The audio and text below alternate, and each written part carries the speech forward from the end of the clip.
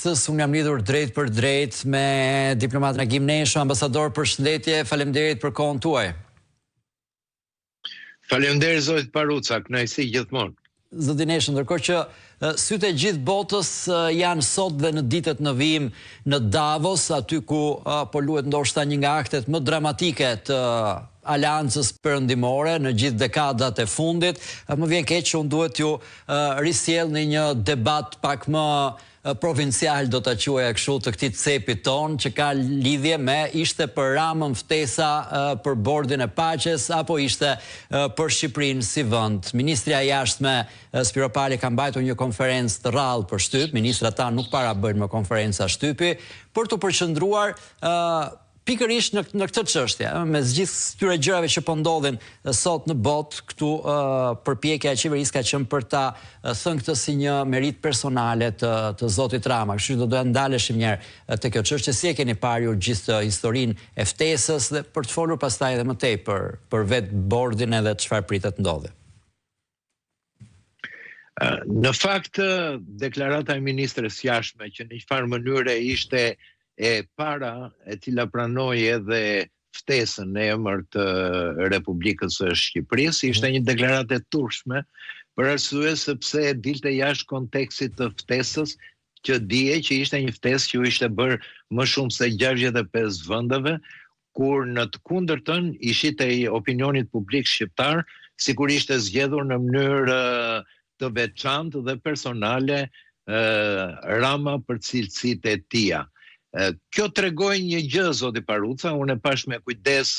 në fillim kërkoi t'i shpëtonte këtij përcaktimi ministre e jashtme, duke i thënë që i erdhi një ftesë Shqipërisë, por duket që edhe intervista ishte e detyruar nga vetë zoti Rama, i cili gjeti momentin më të mirë përpara një krize të jashtëzakonshme politike që ka përfshirë Shqipërinë nga skandalet e një pas njëshme të korupcionit, të ajdutërisë dhe të gjithë veprimtarisë të tij jashtë interesave kombëtare shqiptare. Pra, ishte diçka për mendimin tim e sponsorizuar që t'i vinte një ftesë e tillë. Ne i dimë sepse në bordin ekzekutiv janë njerëz të cilët kanë patur interesa ose kanë interesa si Tony Blair ose Jared Kushner për hapësirat shqiptare, sidomos fushën e turizmit. Tony Blairi shpesh e ka përdorur Shqipërinë edhe për veprimtarinë e tij, edhe në ato vende në të cilat nuk është popullor, siç është në lindjen e mesme. Shqipëria ka qenë një nga mënyrat se si ka komunikuar edhe me Perëndimin, po edhe për të realizuar ato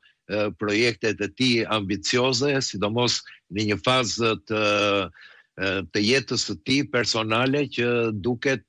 frymëzohet nga pasurimi i tejskajshëm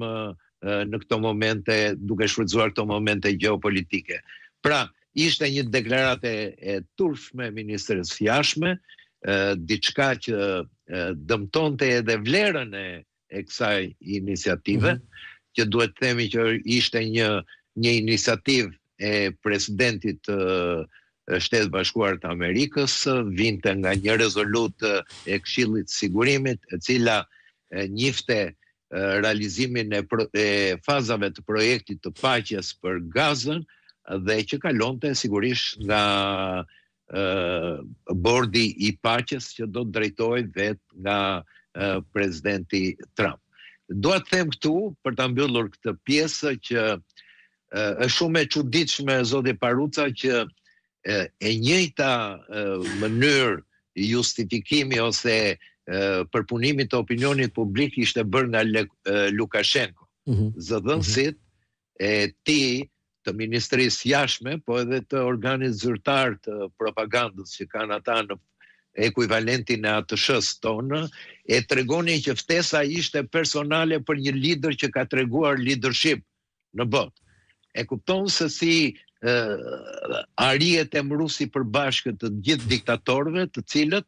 pasi kryejnë veprimtari të pakontrollueshme, pasi kanë krijuar një opozitë të gjithanshme në vendin e tyre, deri në urrëtie të plot për mënyrën e shfrytëzimit, e keq shfrytëzimit të pasurive të vendit,